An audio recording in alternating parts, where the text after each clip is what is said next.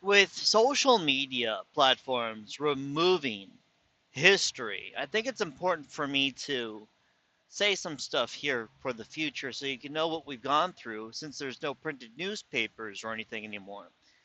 Just so you in the future can understand, especially alpha generation, history used to be written down in a way where you could not bury it. And now it's not written.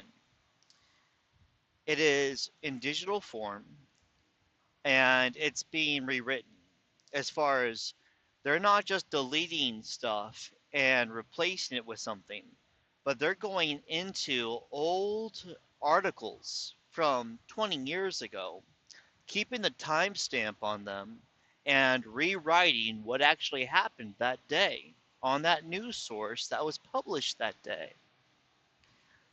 It's a serious problem. What else is happening here is there's a lot of hate towards the right. Now, the right is very much hated because they've made a huge dent in women's rights and things like that. It is the right that got the frees slaves, got them jobs, allowed women equal rights, especially when it came to their body and what they could just do with their body, except for, of course, killing a baby, abortion, stuff like that. But what happened is the liberals hijacked these things, such as bringing in immigrants, and they're like, no, no, we're not racist because we hate them. As a matter of fact, we think that illegals should be allowed to come in and vote, and we should give them money and free aid. They should never have to give jobs as long as they vote for our party. So that mentality between the left and the right still exists today, especially when it comes to the left. When I was leaving comments when Obama was in office, the Obama administration was actually removing those comments off of Facebook. Now, Facebook was not a big deal yet, but it was becoming a big deal. And there was a lawsuit between Obama and Facebook. Facebook won because the Obama administration had hacked into Facebook, put in fake comments to make him seem really great, censored and redacted information about him, footage when people caught people rioting at the White House. The news, the media did not report it, and they even turned off the cameras for the streets and everything and re-looped footage from the year prior. And it was one of the biggest protests in America's history. There was more protests during the Obama administration than any other administration, and the information is gone. Even people who were there, like when Trump won, Trump had the biggest crowd. I did not know this, but he had the biggest crowd ever in history. And the police put a perimeter around that area and did not allow anyone else to show up to the inauguration. But when you count all those people, they still showed up and they are still there. It was the biggest crowd in history. And people were there with their phones live streaming it. It's all gone.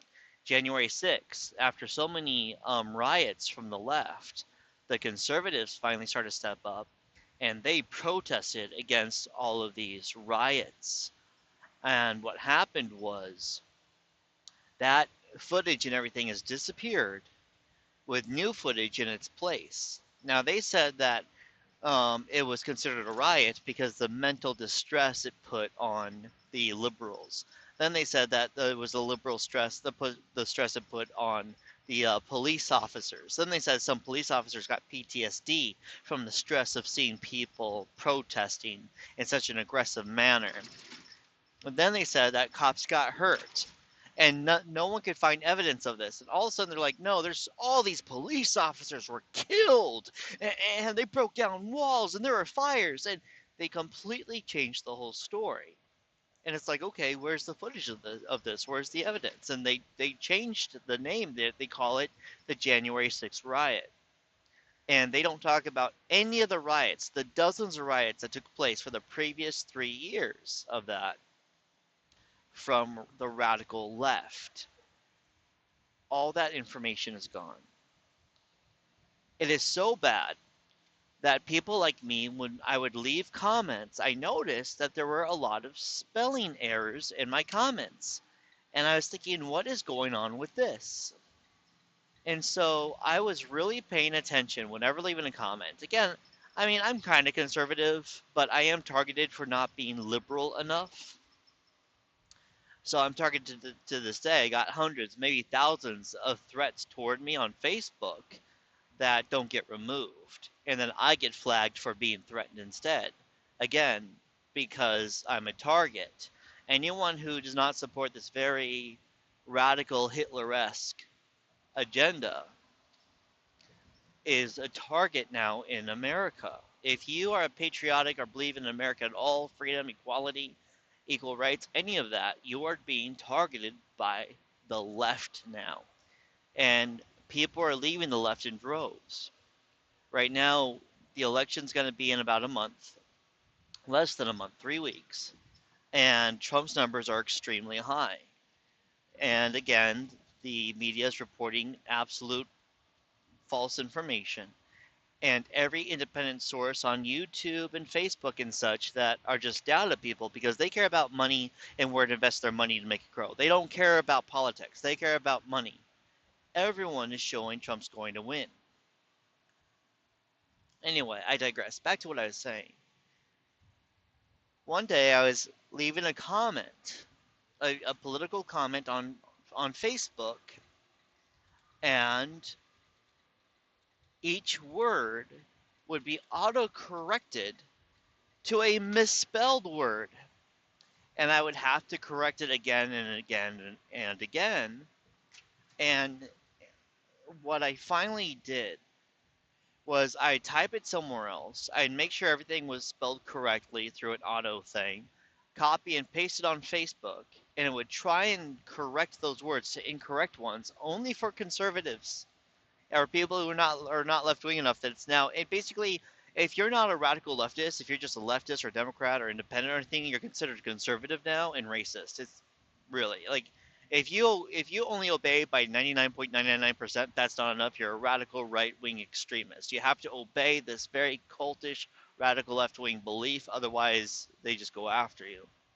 But what I did is I copied and pasted this, and then when I posted it, after I posted it, all right, I looked at it and it had misspelled the words. I went in there, corrected it, reposted it. The words were not misspelled. Then the next day when I was going through it, I saw it and they were misspelled words again. They were trying to make people who were not radical leftists look like idiots.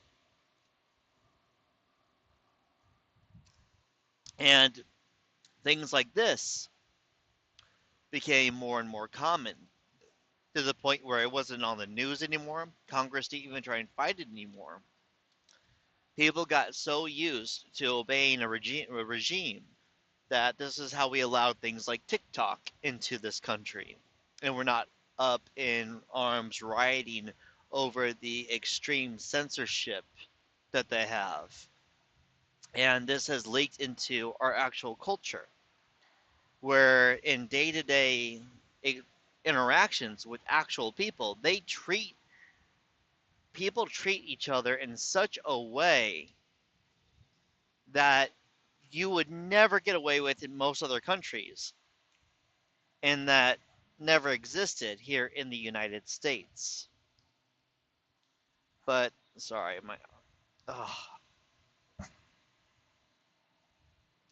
but that's what's happened here. And today is October 9th of 2024, just so you know. And things like this have been happening a lot, and people aren't talking about this anymore. And I believe in the future this will be corrected.